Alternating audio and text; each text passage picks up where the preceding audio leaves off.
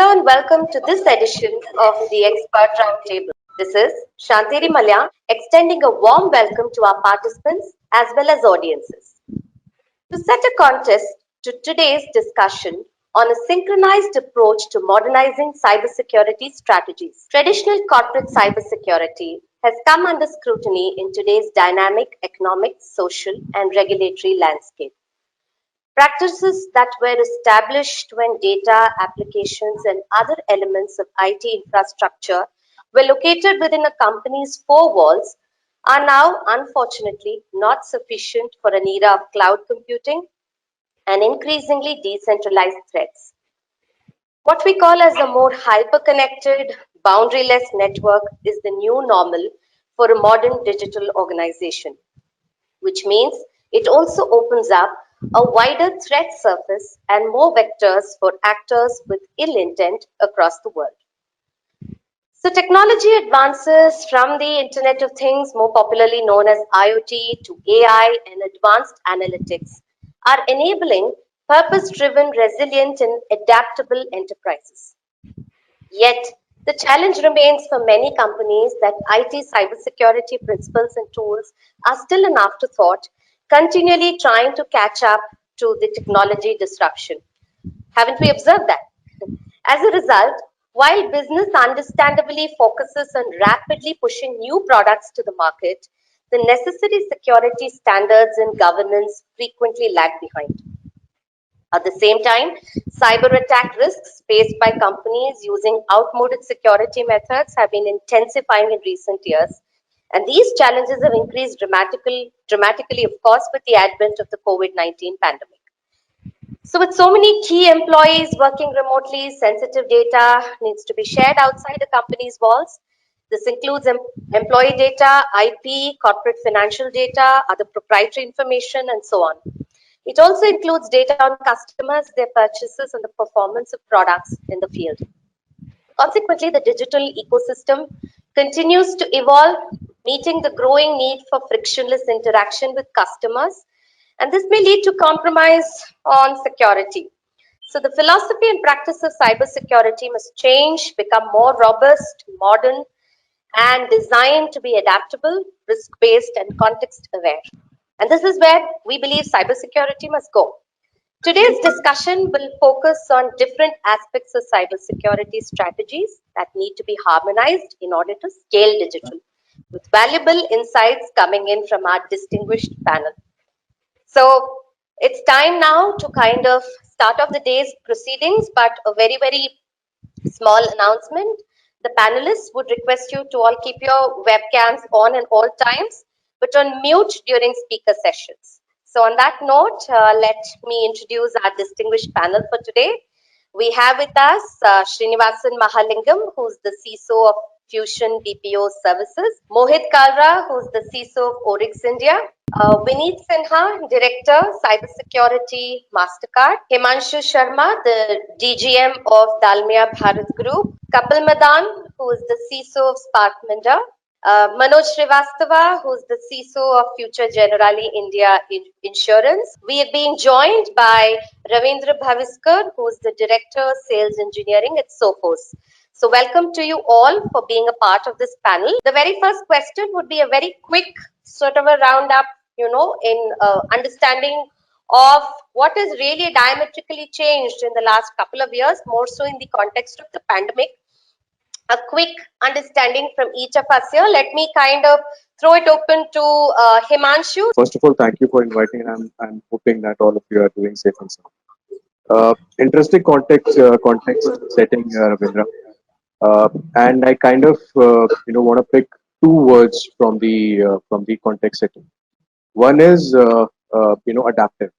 So of course the mandatory remote working. I won't call it work from home. I would call it work from anywhere, right? So remote working is actually kind of mandated a change in organizations like ours. I belong to, or rather, I work for a manufacturing industry, and work from home was never a kind of regime.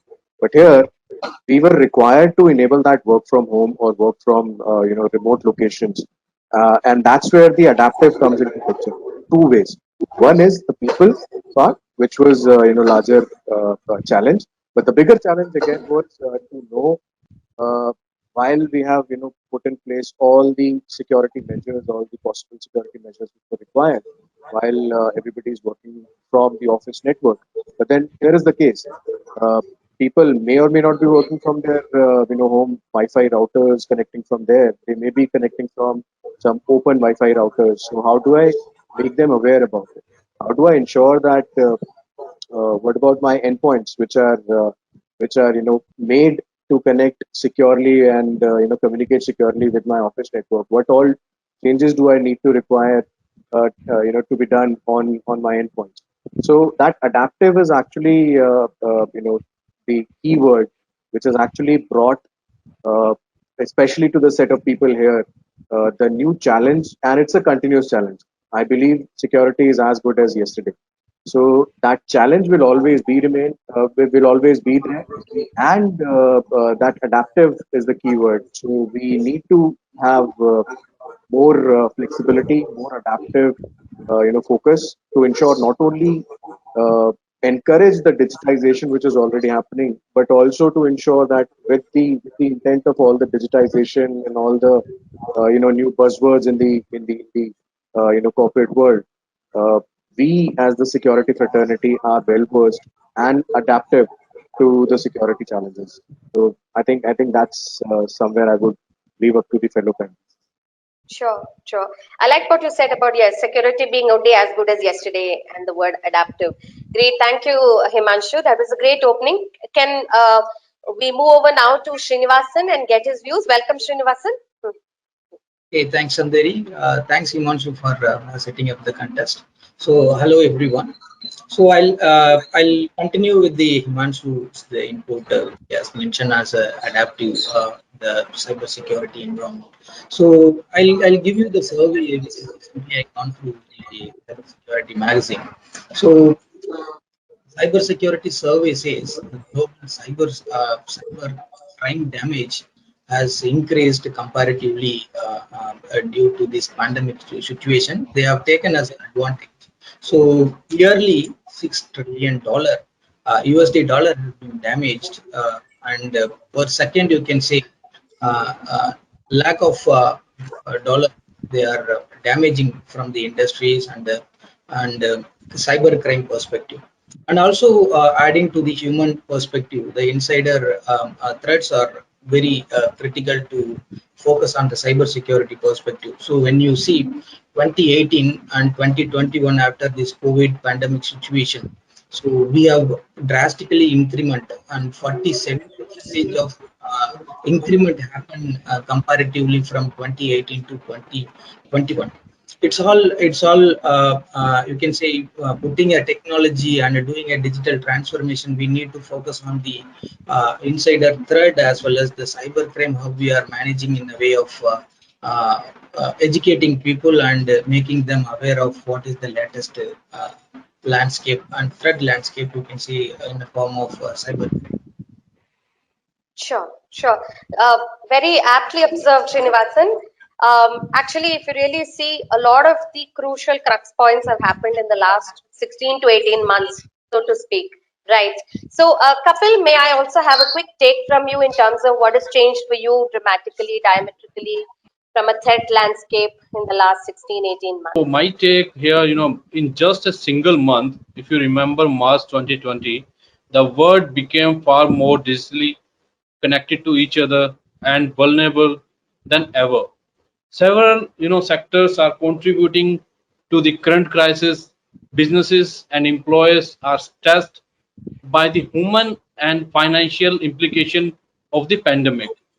Entire companies and government agencies have shifted in just a day, days we can say, to remote working. Even the most prepared companies who have advanced security, communications, and controls capabilities will never have encountered such array of crisis level challenges before.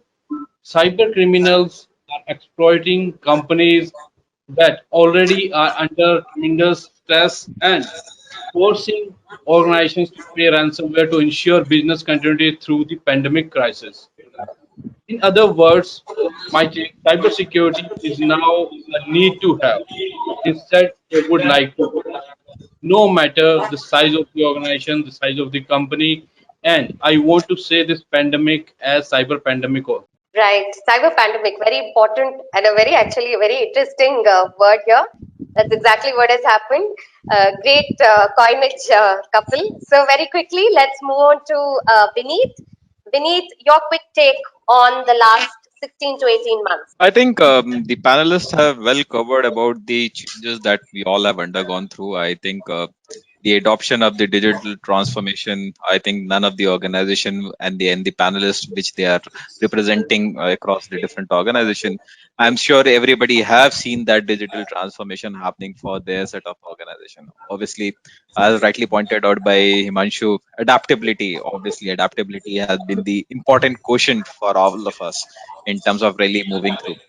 I think the important piece that we have seen over the years and especially over the last 1 year is the culture and the mindset that has changed primarily.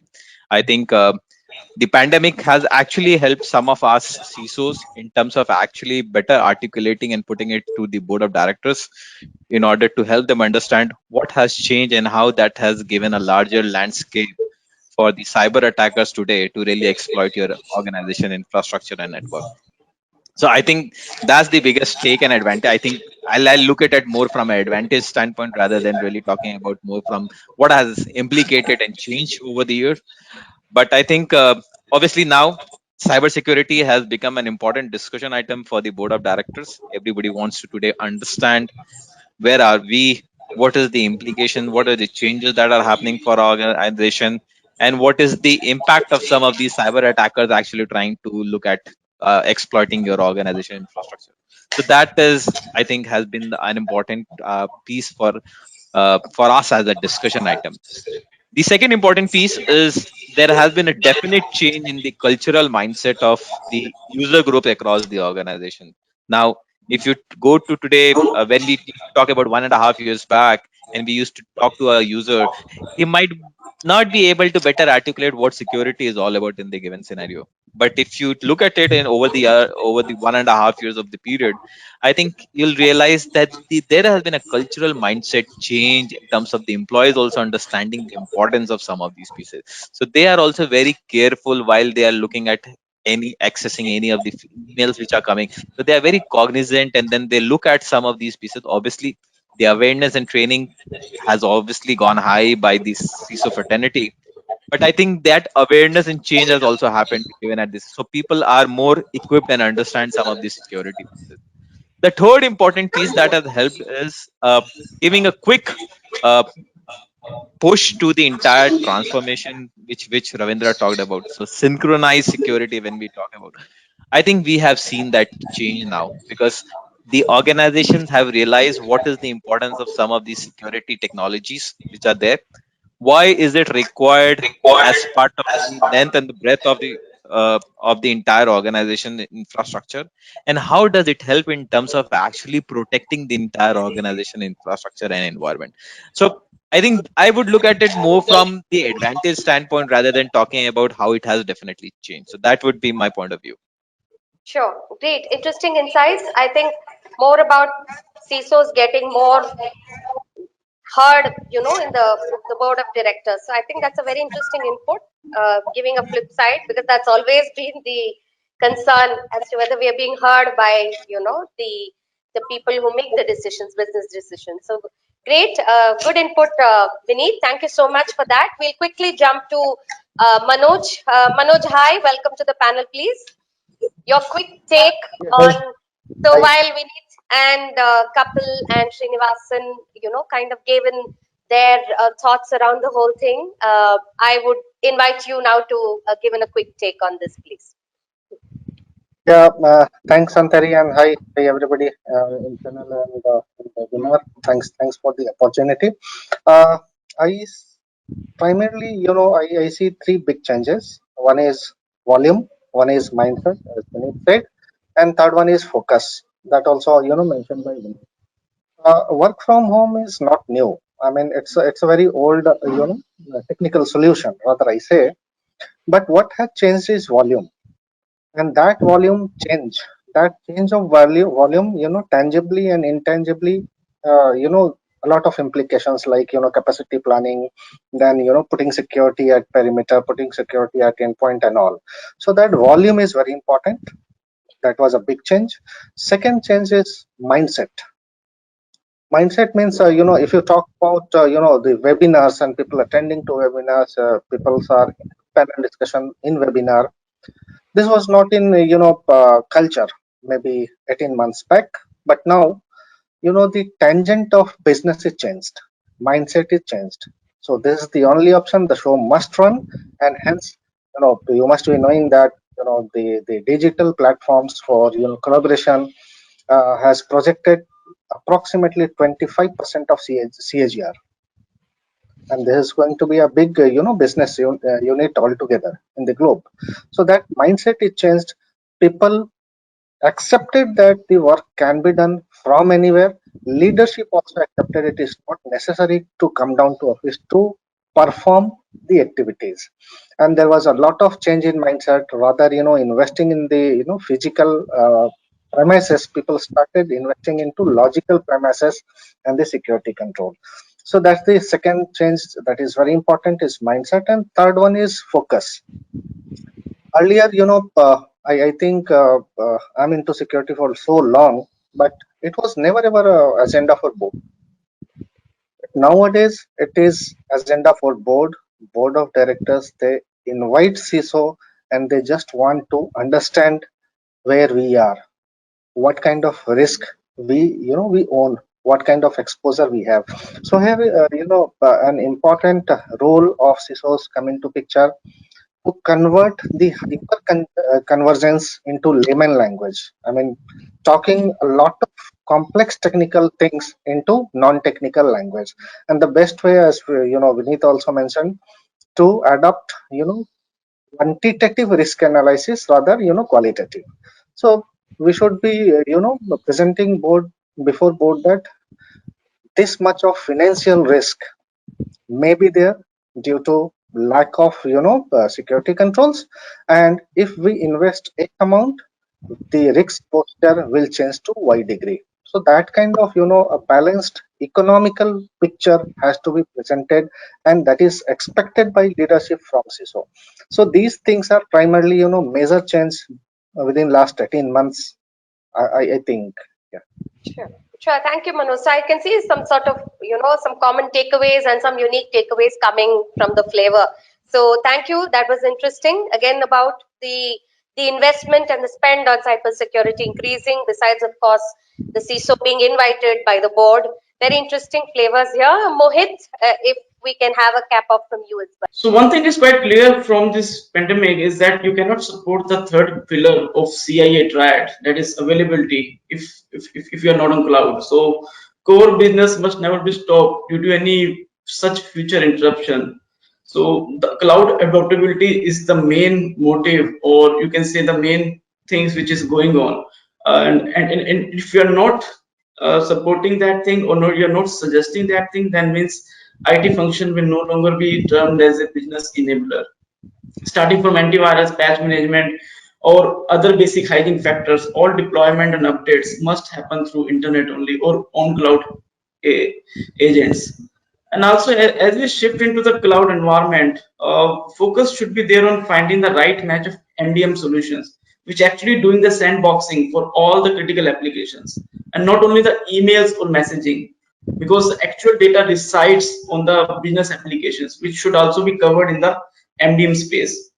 And in short, like everybody mentioned, yes, there should be a control edge for on premises with cloud, and it is happening across the sector now. Thank you. So we heard, each of our panelists coming in with different things, and I hear keywords such as looking at a comprehensive strategy, looking at how you're getting heard, then looking at cybersecurity spend increasing, and of course the threat vectors increase. That of course is what propagated this discussion further. So let me now put back a question to Srinivasan here. Srinivasan, all said and done, while the world is aspiring for a zero trust sort of an approach, there is also this tendency to trust but still verify. So where does the balance really lie? Do you really think zero trust is the way for organizations to go? Is it actually a reality? See, in a zero trust cyber security perspective, it's obviously the new era which we need to focus on it. So, in the traditional model which we everybody is think about, it's all about username, password, IP addresses, and endpoints. How we are securing, that is the way we are depending on the products and services. So end of the day, the mentality and the culture needs to, as mentioned by Vineet, the culture needs to be adapted with the recent technology transformation. So cloud, artificial intelligence, and analytic way of thinking and delivering the business. So that still needs to improvise from the leadership perspective. So I can say weak leadership because nobody is to stand and uh, execute on the cyber security perspective, focus on latest trends, and more into, they still operate from the basic philosophy of trust but verify. So I totally want to change the way the business and the cyber security solution. See, nowadays what they are doing is they want to comply with the regulation and standard. They are not focusing on mitigating the risk which we are identified from inside and from the outside. So we need to focus on the risk perspective, and we need to react on the risk mitigation, how we are going to treat that risk. So zero trust will provide you is it needs to be adaptable, emerging threats and changing the access needs, and can detect the threats real time and take immediate action to protect the organization data. So it's all zero trust needs to be in place. It should be in each and every place where we deal the sensitive and customer information. We need to abide with their requirements. Sure.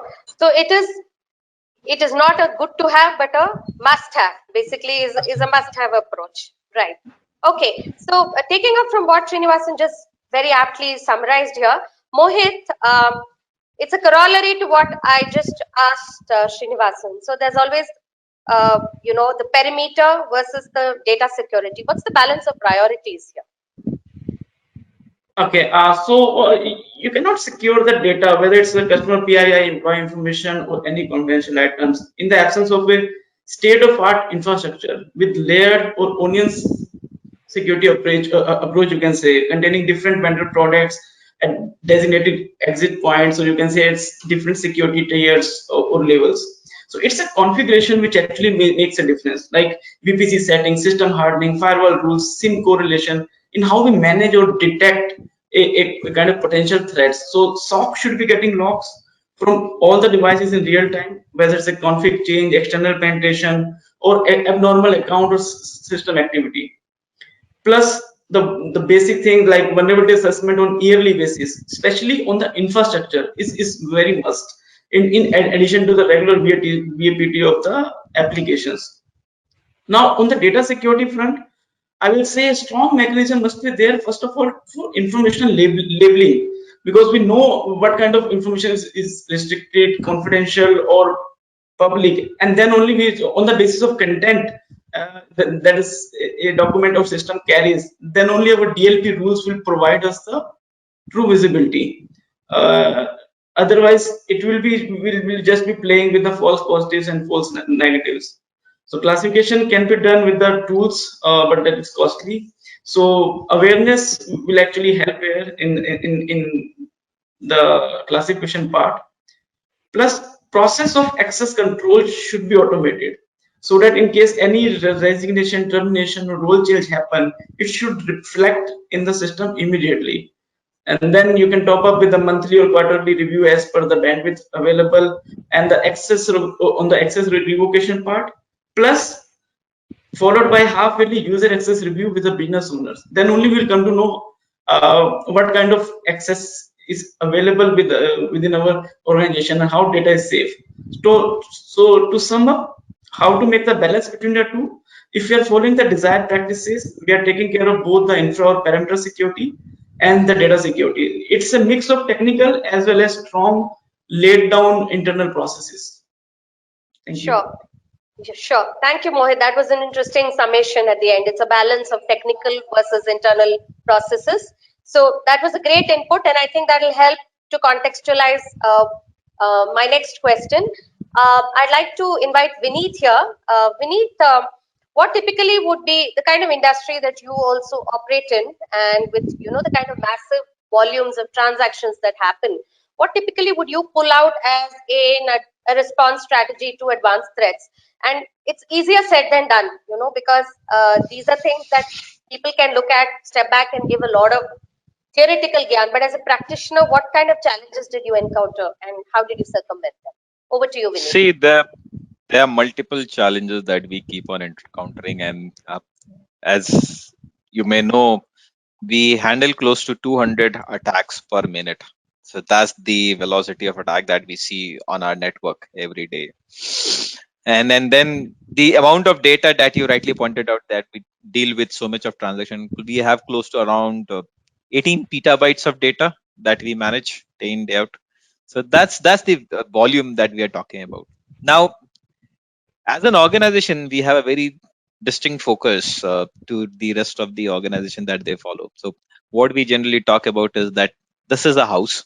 Okay, we need to look at the outside in control, and then we have to look at the inside out control. Okay, so that is how we have distinguished.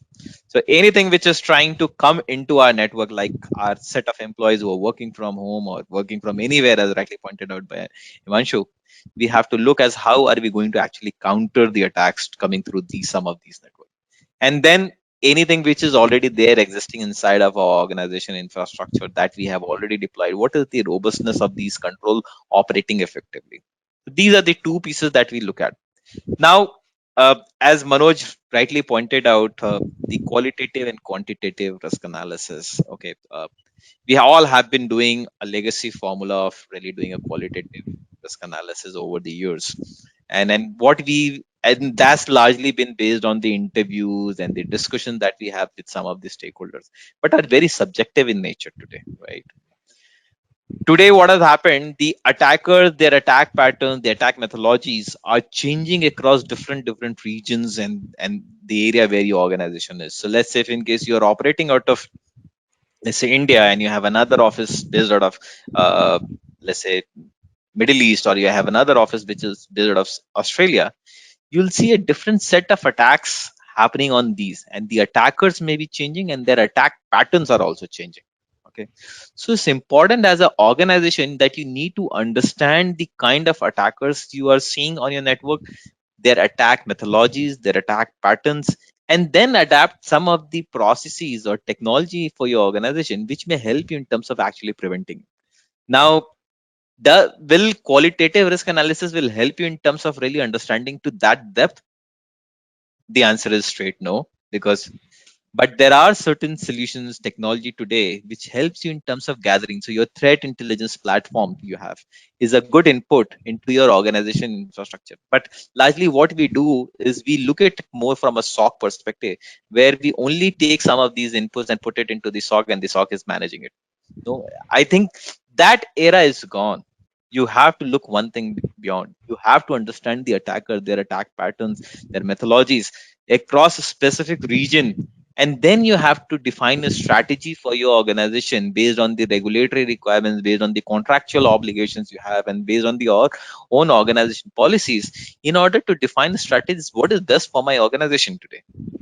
That's because of this digital transformation, there has been tremendous change in the suppliers, they're connecting to your organization infrastructure. You need to assess their security environment today also at the same time. It's not that you just go ahead and do a due diligence and the work is over. You have to go one level below today, where you understand what is their network, how are they connecting to your organization infrastructure, what is the impact if in case there is any kind of a vulnerability that exists in their environment, and what will that lead to your organization, what is the data set that are going to get exposed today for your information. The third important piece, which I think is important, and I think everybody does it in the group, is the security awareness. I think with this massive digitization and adaptability of a lot of work from home, we are more prone to some of these phishing emails attacks which are happening. There are not only phishing attacks, but there are smishing attack, wishing attack, multi-type, but types of attack.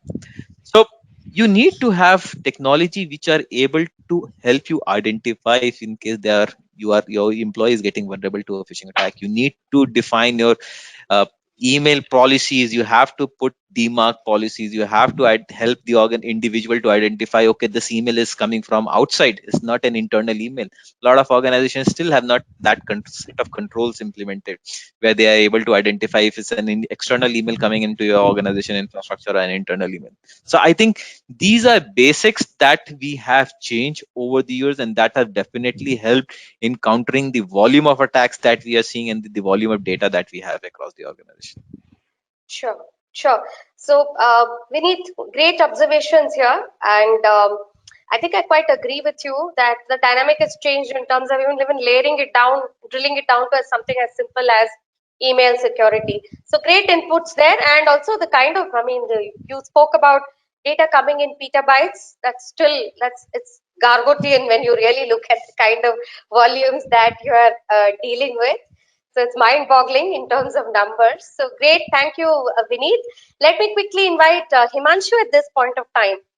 The kind of industry that you are in, Himanshu. So how does the dynamic vary in terms of what Vineet just shared, and how do you view, using state-of-art technologies, how the use of AI in threat management?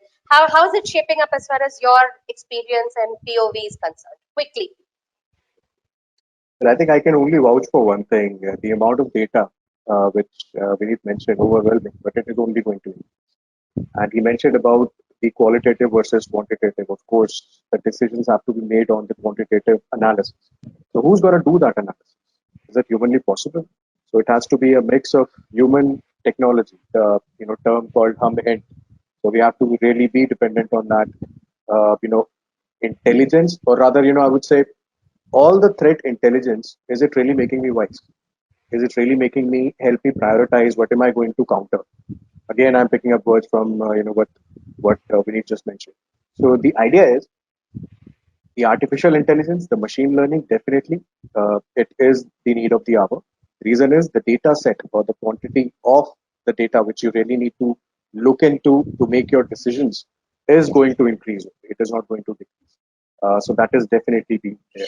And you need to come up with the decision making capabilities in an automated mode, because the the lead time from the time of detection to the response, or taking certain action, we need to reduce that as much as possible. So unless we put the automated decisions or automated actions, we will not be able to cope up with the level of sophistication which our friends on the other side of the table are working with. So obviously, this fraternity, all of us, we definitely have to have the advantages given in form of the AIs and MLs and so on and so forth, all the technology. But the adoption definitely will have its own pace. I won't comment on my industry or anybody else. I think the kind of data that one industry would have versus the other would be different. But in terms of the type of data that you're dealing with, definitely would require to make certain strategic decisions. But when it comes to adoption or taking help from the tools, technologies, AIs, and ML, it is going to be inevitable. So it is like cloud. The cloud adoption definitely will be there, irrespective.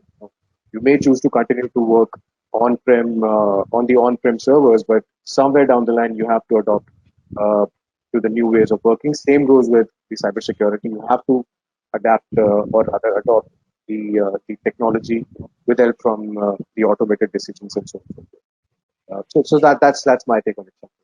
Sure, sure. Fair enough. Fair enough. Thank you, Himanshu.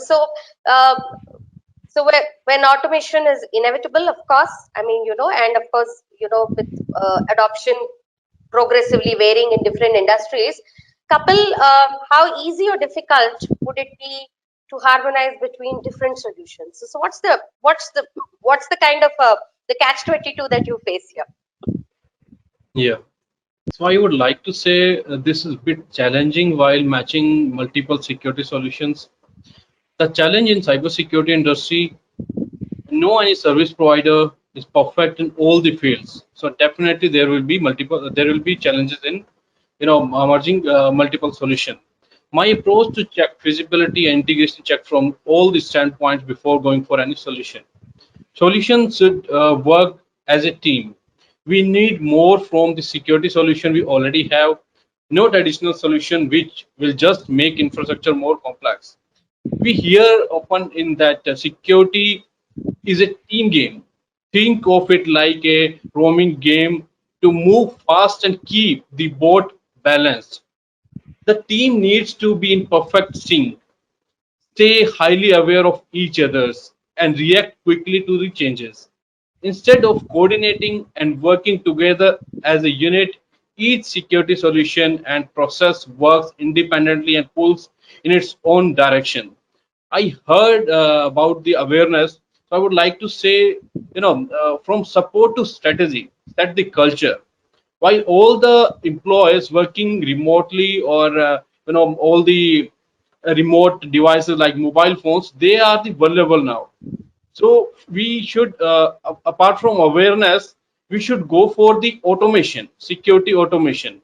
So solution in a way like it should be a combined synchronized solution. From the phishing I heard from Vinith and Himanshu. So let's say example, an employee is getting phishing email and he's aware that is phishing email. Then how he will come to the IT? He should have that mechanism so that he can go to the IT. He can just, it should be a one-click solution where he will click and email will be triggered or the information will be triggered to IT. So this is my take. Sure.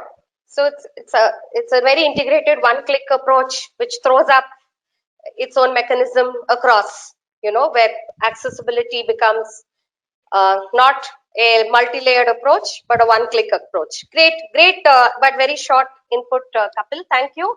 Manoj, at this point of time, just kind of since, the industry that you also operate in is like very high volume and also involves multiple API integrations, a lot of work going on there. What's your secure API strategy? I mean, what are the challenges and what's your take on it? To secure anything, I must know what to secure. And the first challenge is how many APIs I don't know.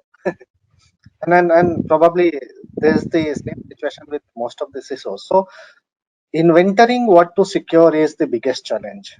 And for that, we must be having visibility first.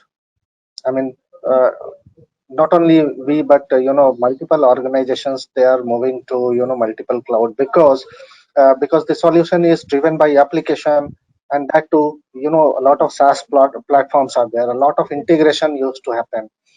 Different business verticals lead, different initiative. They may or may not be aware of security posture or what are the security policies. So to take care of the biggest challenge of having proper inventory to secure is culture within the organization. I mean, it is one of the prime responsibility of CISOs, and this is regulated also in BFSI, that creating a culture is in organization is CISO's responsibility, and that is possible. I'll give you an example. If I throw some e-learning module, just to have check mark for compliance in audit that yes, all the employees they went through cyber security training, that is not going to help me anyway, because what I personally believe that security, it's a discipline, it's a practice. It cannot be different for personal life or professional life. So I have to touch base upon the personal life of the employees from security angle. Like you are using Facebook, your daughter, sister, or son, they are using Facebook, Instagram, maybe WhatsApp, or a lot of digital applications, mobile phones and all. So what are the pros and cons? How to secure it? What are the best practices? And gradually that converts, a culture, a discipline within the employees for the personal life, and it brings a culture within the organization. For an example, I'll tell you, like Kapil said, I can have n number of solution, but no OEM or no technical solution can guarantee that I shouldn't be having a fish meal. So what is the right solution for that 0.001? I should be having my weakest link as strong as possible, and that is none but my employees and my functions.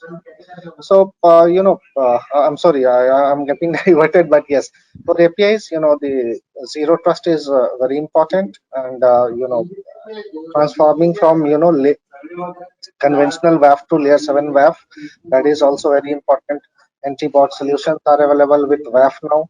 That is important. And the first thing important is to know how many such interfaces we have.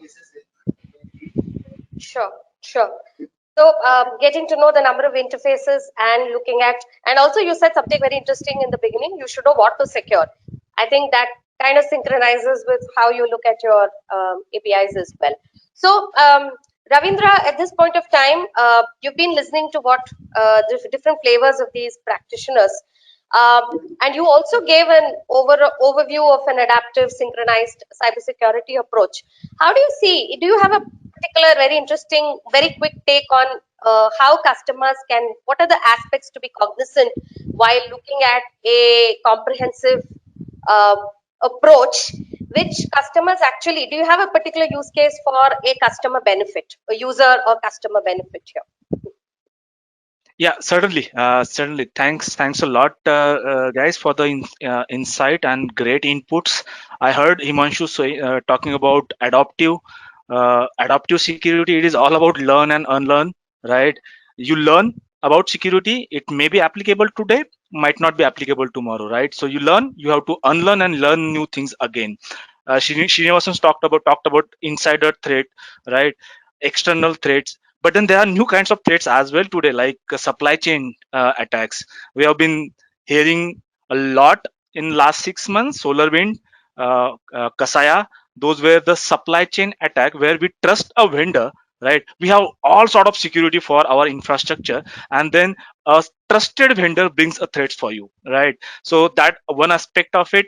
Kapil talked about ransomware, a cyber pandemic, a great term, whether we should call it as a COVID pandemic or the cyber pandemic. But then, yeah, we have seen a surge in cyber attacks during this pandemic as well. We can call it as a COVID cyber pandemic as well.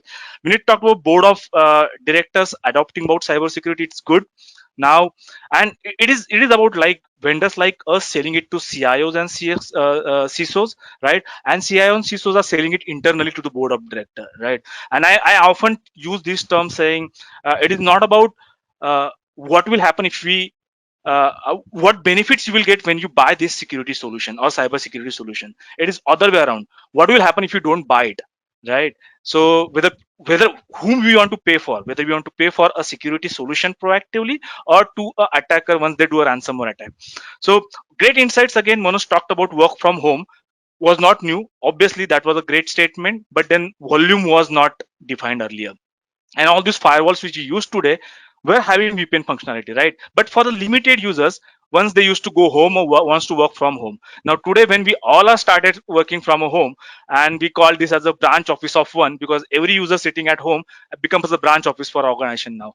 VPN was not that scalable ever, right? And that's the only reason ZTNA has came into the picture, right? And people are adopting ZTNA. It is not about trusting a user but trusting a device as well. People talk about mobile devices are the most vulnerable or personal devices, because sitting at home we might be using personal or professional devices, but now it is not about authenticating a user but authenticating a device as well and checking the posture of that device which wants to access my business critical application.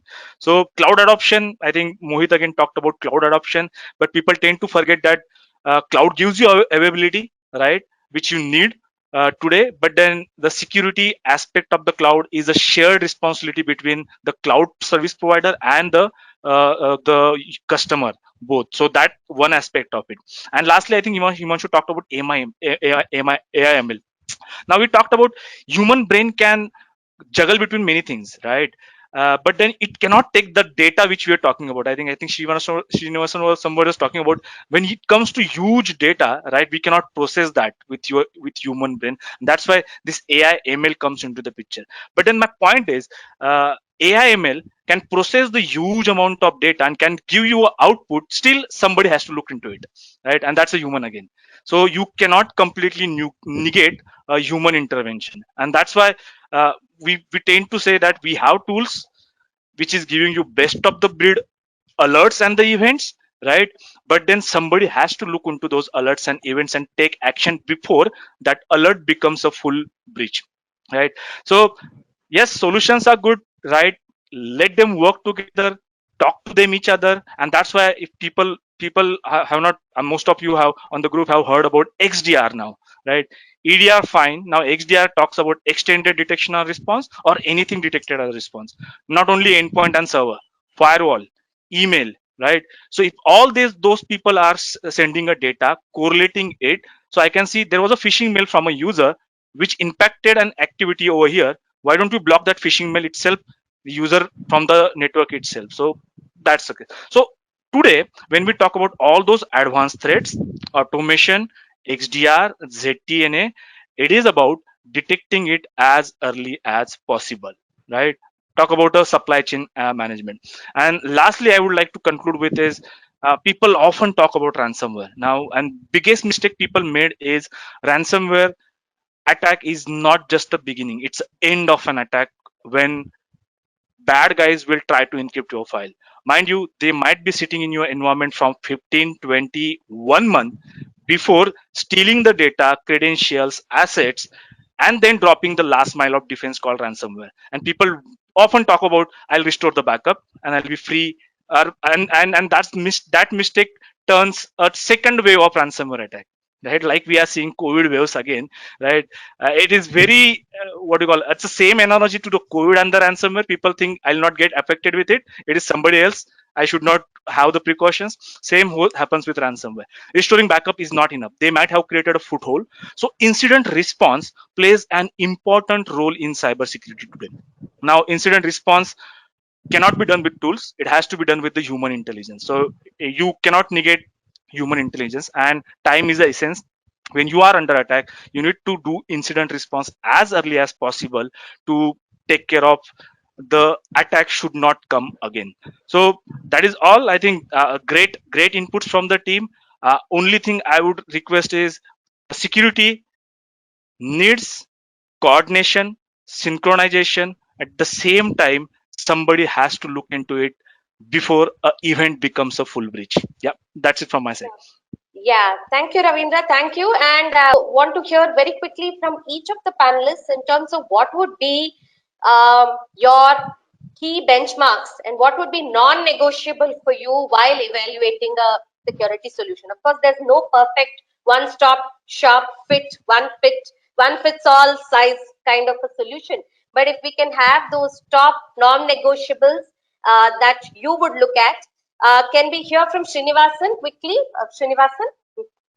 So I would add, I would say one word: never trust, always verify. That is the way we can take it forward as our cyber security in a synchronized way. And as Manoj mentioned, make it as a security as a culture. Don't enforce cyber security, culture the security, and everyone responsibility to empower every user to act on the cyber security matters. So security as a culture, and never trust, always verify. Sure. And if we could hear quickly from Mohit. Mohit, your non-negotiables and what you have seen as something Yes. that users and customers have seen benefit through a certain specific yes or no or non-negotiable that you have adopted. Okay, yeah. So first of all, we should have a smart SOC, security operations center. Like if there's not much volume, like Vineet has mentioned. So if we are a small to mid-sized organization, then SOC can be outsourced. So that we can take the benefits of the latest technology, whether they will apply artificial intelligence or machine learning or the other factors, so that we should have a clear visibility of what is going on in our networks, and accordingly we can take the actions. Now, coming to a question on non-negotiable technical benchmarks, it's obviously you have to comply with the regulations or rules of the land as applicable, like whether it's RBI, IRDA, GDPR. Plus, I'm again a strong believer of following the basic hygienes, both on the technical level, whether it's antivirus, patch management, next generation firewall, multi-factor authentication, regular BAPT, as well as on the process level, like access reviews or incident management reviews, change management reviews, how the HR practices are happening, admin practices are happening. So that's a mix of all actually. So thank you. Sure, great.